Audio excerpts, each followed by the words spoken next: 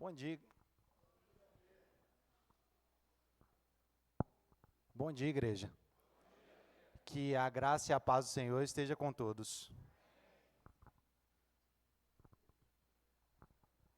Irmãos, antes de entrar na mensagem,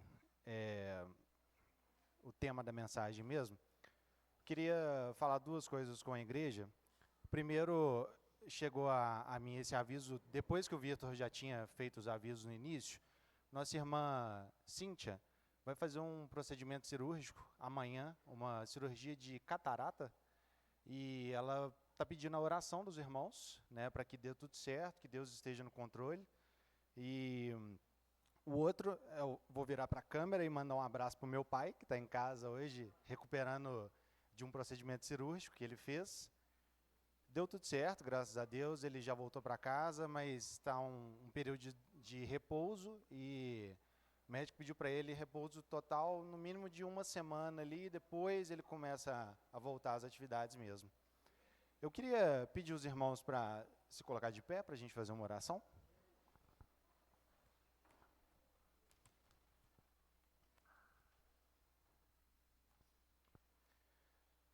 Senhor, nosso Deus, nosso Pai, grande és Tu, digno de toda a honra e toda a glória. Pai, que esse culto dos jovens seja direcionado totalmente a Ti, Pai. Que essa mensagem não seja o Seu servo João que fale as próprias palavras dele, mas sim o Espírito Santo que habita dentro dele, Pai. O Senhor possa estar com meu pai, que está em casa repousando, mas continue cuidando dele, Pai, para que ele possa se recuperar o quanto antes. Abençoe a nossa irmã Cíntia, abençoe os médicos que estarão com ela também, para que a cirurgia seja bem sucedida e que em breve ela possa voltar ao nosso meio, Pai. Que tudo que seja dito aqui hoje, Pai, seja para glorificar o Teu nome. Em nome de Jesus, eu te oro e te agradeço. Amém. Pode ficar à vontade.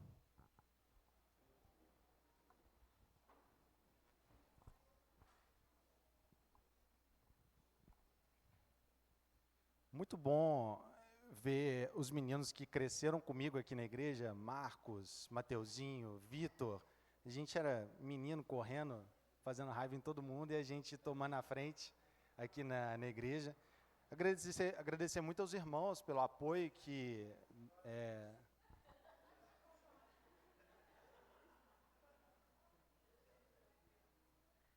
Tá vendo como é que eles são bonitinhos? Agradecer pelo apoio, né, que a igreja tem com os jovens, que não é pouco, é muito. Então, continue apoiando os jovens na igreja, porque eu conversava muito com o Marcos quando a gente ia na reunião de jovens. Os jovens são o futuro da igreja. Então, se a igreja não tiver jovens crescendo na palavra de Deus, a igreja morre. Então, apoiem os mais novos, continue trazendo ele na igreja, para que eles não saiam no caminho do Senhor. Agora, o tema...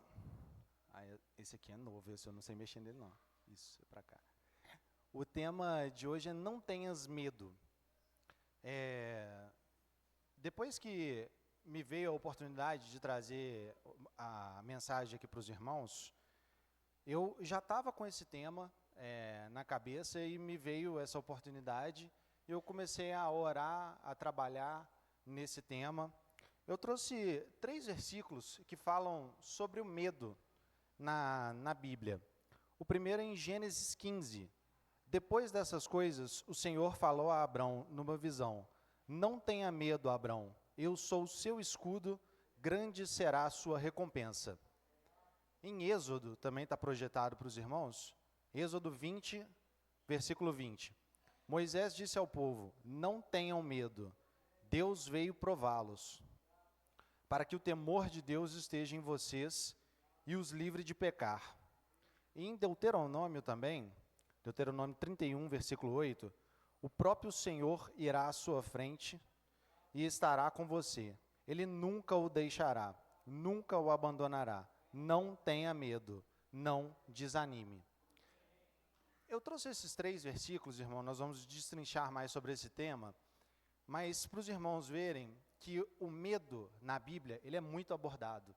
Tanto que esses 3 versículos, eles se encontram no Pentateuco, que são os 5 primeiros livros da Bíblia.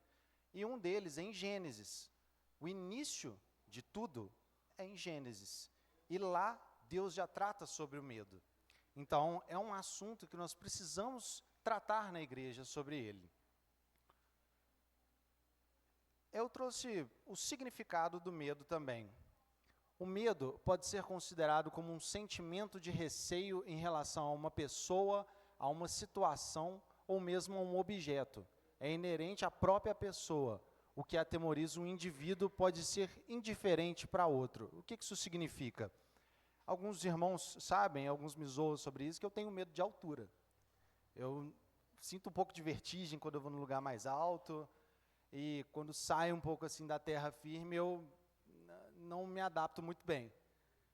E alguns irmãos não vão gostar do que eu vou citar, mas a Libertadores de 2013, na final, quando aquele cara driblou o Vitor, eu fiquei com medo dele fazer gol. E o medo, ele vem de diversas maneiras, né? Para mim, eu tenho medo de altura, mas o irmão pode não ter.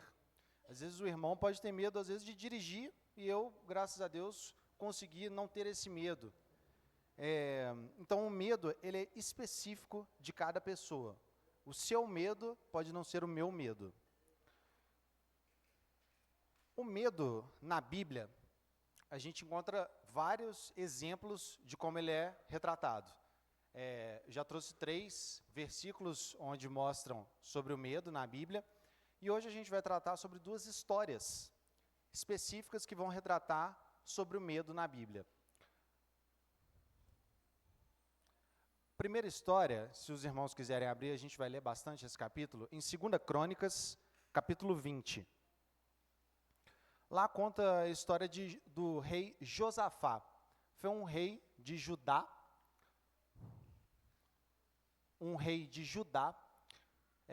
que ele reinou por lá por 25 anos. Alguns feitos, né, que eu coloquei aqui para os irmãos que ele fez. Instalou tribunais de justiça por toda a nação, mantinha um vasto exército em seu comando e era um reino poderoso. Isso aqui é importante para a história, gravem isso. Ele tinha um reino poderoso e um exército grande sobre o seu comando. O primeiro versículo,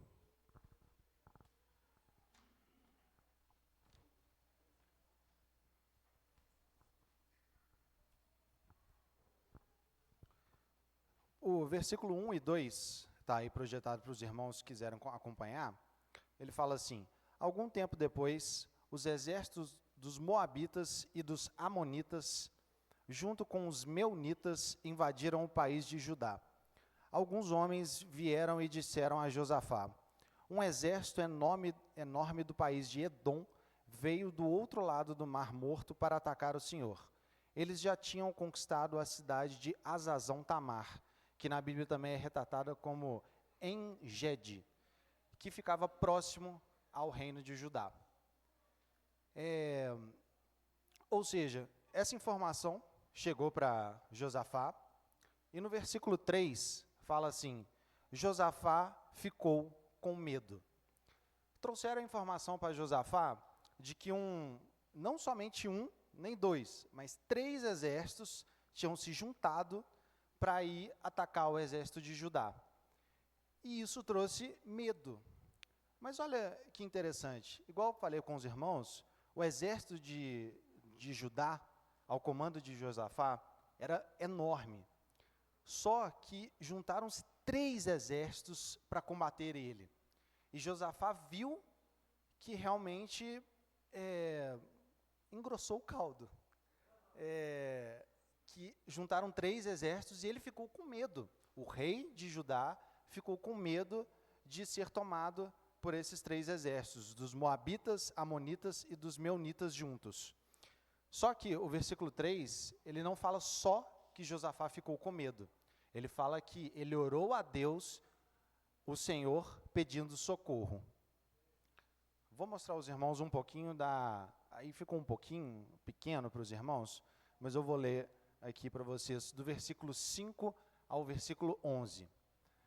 a gente de Judá e de Jerusalém se reuniu no pátio novo do templo, e Josafá se pôs de pé no meio deles e orou assim: Ó Senhor, Deus dos nossos antepassados, Tu és o Rei do céu e governas todas as nações do mundo.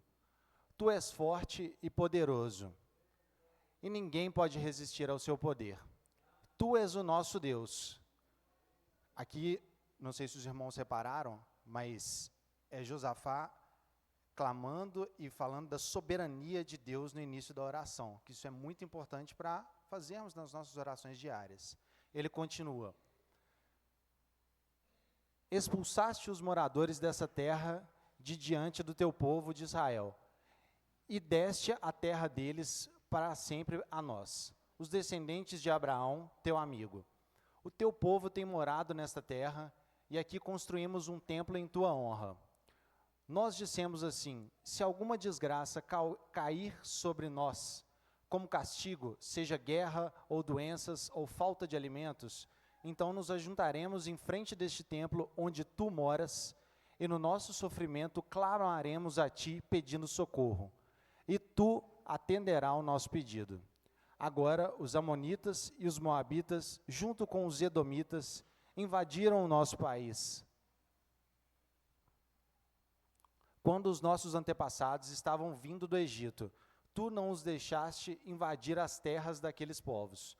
Por isso, os nossos antepassados se desviaram delas e não destruíram aqueles povos. Mas agora eles nos pagam assim, estão nos atacando para nos expulsar da terra que nos deste para sempre. Aqui é Josafá orando para Deus, falando que o exército dos moabitas, amonitas e meunitas vieram de encontro a eles, e ele clamando a Deus, pedindo socorro nessa oração. No versículo 12, fala assim: ó nosso Deus, Josafá falando, castiga essa gente, pois não somos bastante fortes para resistir a esse enorme exército que está avançando contra nós. Não sabemos o que fazer e olhamos para ti pedindo socorro. Aqui eu quero que os irmãos entendam o contexto que está acontecendo aqui. Josafá viu que ele não tinha condição de vencer esses exércitos. Ele ficou com medo e clamou a Deus pedindo socorro. E ele fez um pedido humilde a Deus: Senhor, me socorra, porque nós, pelas nossas próprias forças, não somos capazes de vencer essa guerra. E eu não projetei no slide, mas a história continua. Deus, o espírito dele desce sobre um homem chamado Jaaziel. A história fala sobre esse homem, que ele falou com o povo o seguinte, versículo 15, se os irmãos quiserem acompanhar. Disse ele: dai ouvidos todo o Judá, e vós, moradores de Jerusalém, e tu, ó rei Josafá. Assim vos assusteis por causa dessa grande multidão, pois a peleja não é vossa, mas de Deus. Ou seja, Jaaziel está falando com o povo que essa guerra não é deles, é de Deus. E como nós todos sabemos, Deus está no comando todo o momento. Então, a partir do momento que Josafá teve medo, Josafá lançou esse medo sobre Deus. E é o que eu recomendo aos irmãos a fazer sobre qualquer medo que vocês tenham na vida. Lancem toda ansiedade, todo medo a Deus, que Ele vai confortar os seus corações. Deus falou com Jaaziel sobre uma estratégia para vencer esses 3 exércitos. E a estratégia foi chega a ser um pouco engraçado, essa estratégia, que Deus fala assim com Jaaziel, que depois transmite para o povo: vocês não vão ter que lutar, essa guerra ela é minha. Então Deus direcionou o exército de Josafá para marchar para um determinado local, e eles ficarem parados, que Deus iria guerrear contra esses 3 exércitos. E o versículo 20 e o versículo 21 fala que o ato desse exército de Josafá ficar lá parado, esperando a ação de Deus, eles não ficaram simplesmente parados, eles louvaram hinos e cânticos ao Senhor. Eles creram que Deus estava no comando e não se preocuparam com o que iria acontecer, porque Deus falou com eles que Ele estava no comando. Verso 22 e 23. Deus respondeu à oração de Josafá, dando uma estratégia diferente. Ele pediu para que confiasse em seu plano e Deus garantiu que ele o protegeria. Verso 22 e 23 fala assim: logo que começaram a cantar, igual eu falei com os irmãos que eles entoaram hinos a Deus, o Senhor Deus causou confusão entre os moabitas, amonitas e os edomitas. Eles foram derrotados. Os amonitas e os moabitas atacaram os edomitas e os destruíram completamente. Depois os amonitas lutaram contra os moabitas e os dois lados também acabaram se destruindo. Ou seja, o exército de Josafá ganhou a guerra sem mover um músculo, sem perder um homem. Deus causou confusão nesses três exércitos e eles acabaram se destruindo, se desfacelando entre si. E Deus deu a vitória para Judá e para Josafá. Então, uma das lições mais importantes nessa história foi que Josafá reconheceu que ele não era capaz por si só de vencer os outros exércitos. E o que ele fez? Lançou a Deus todo o seu medo e Deus escutou o seu clamor. Deus escutou o seu pedido humilde de socorro e deu a vitória a Judá.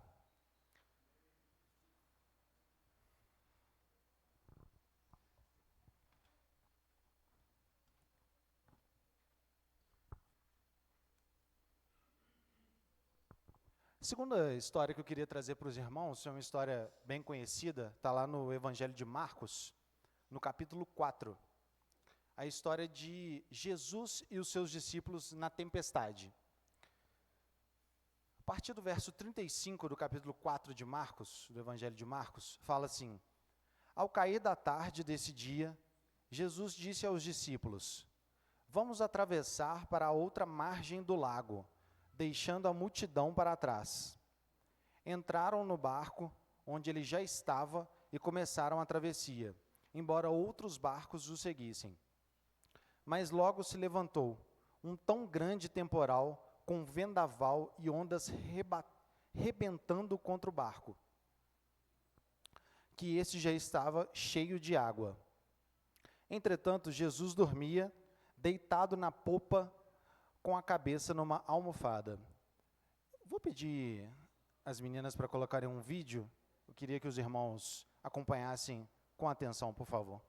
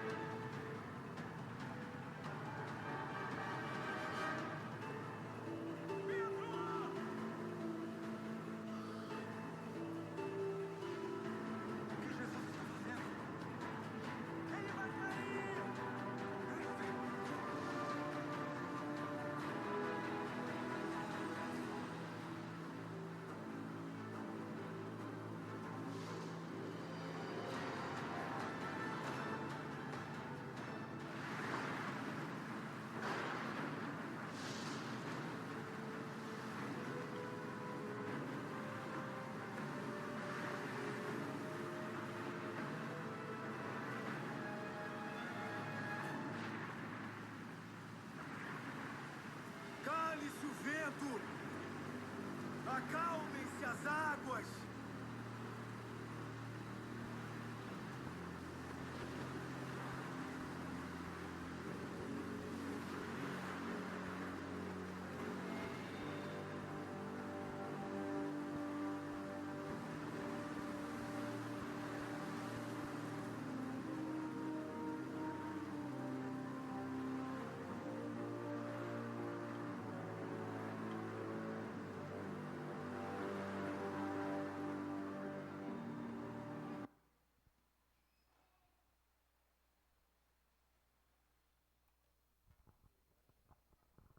Obrigado, pessoal da live.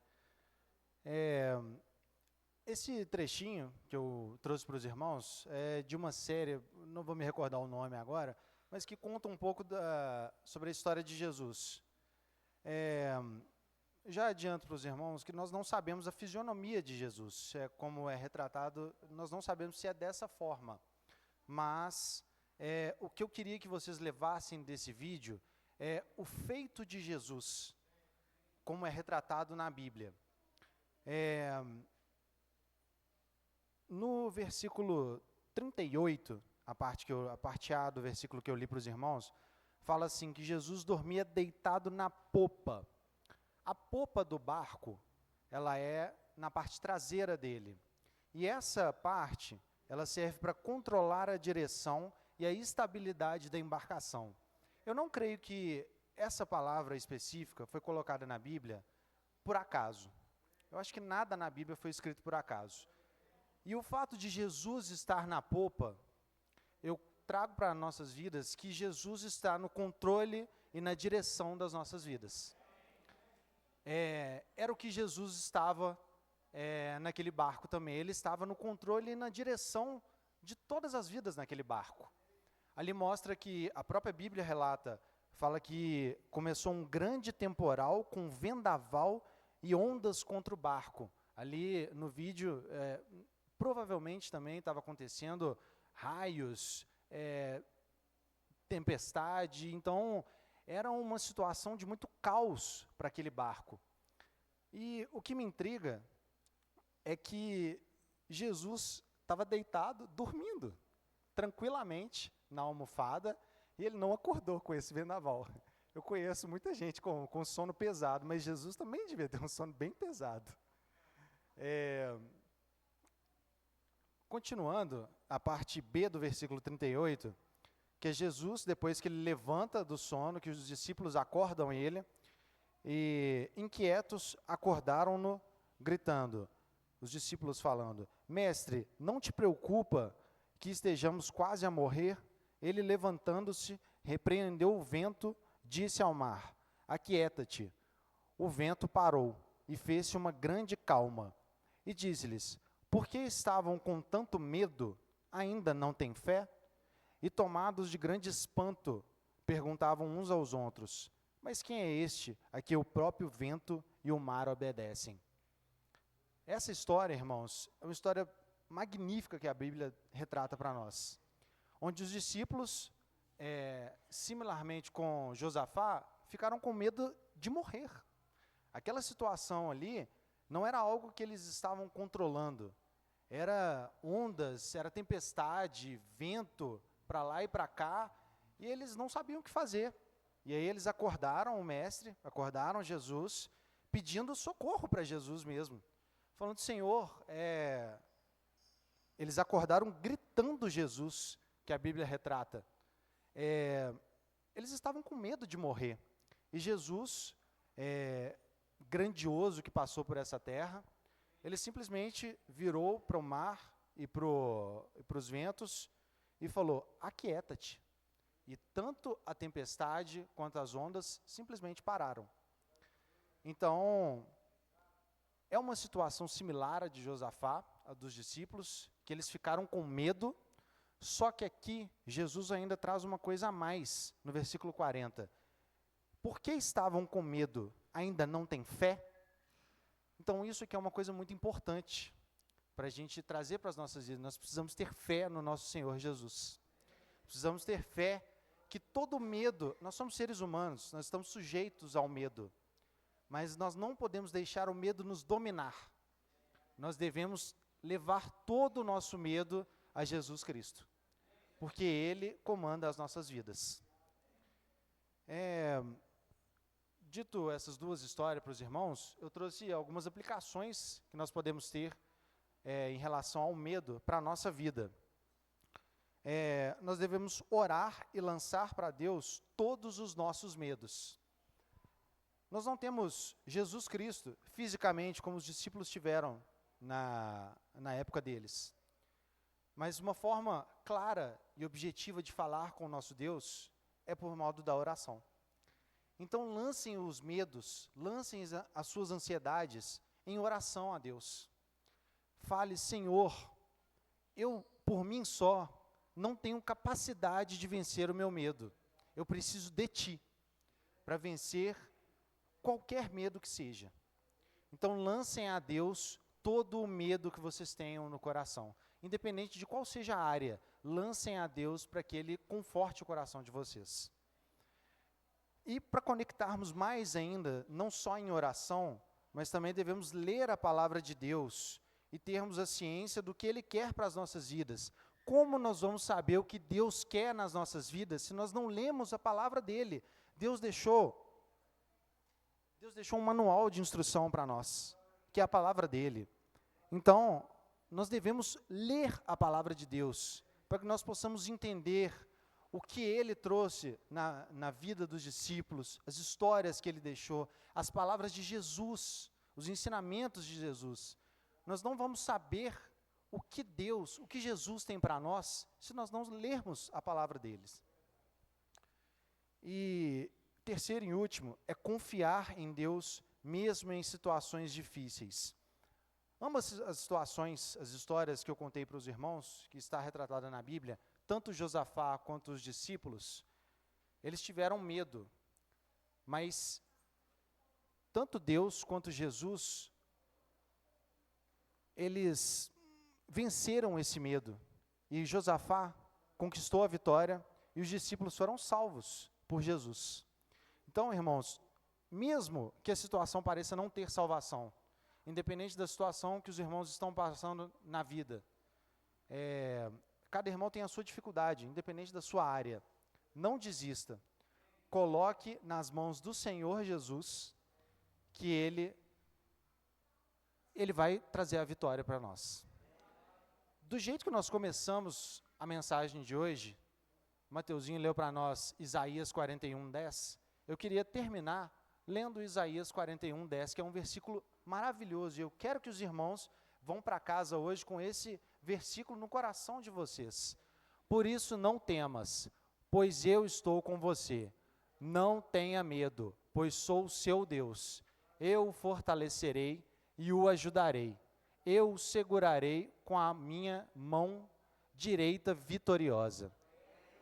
Que os irmãos sejam abençoados, que cada um possa vencer o medo nas nossas vidas.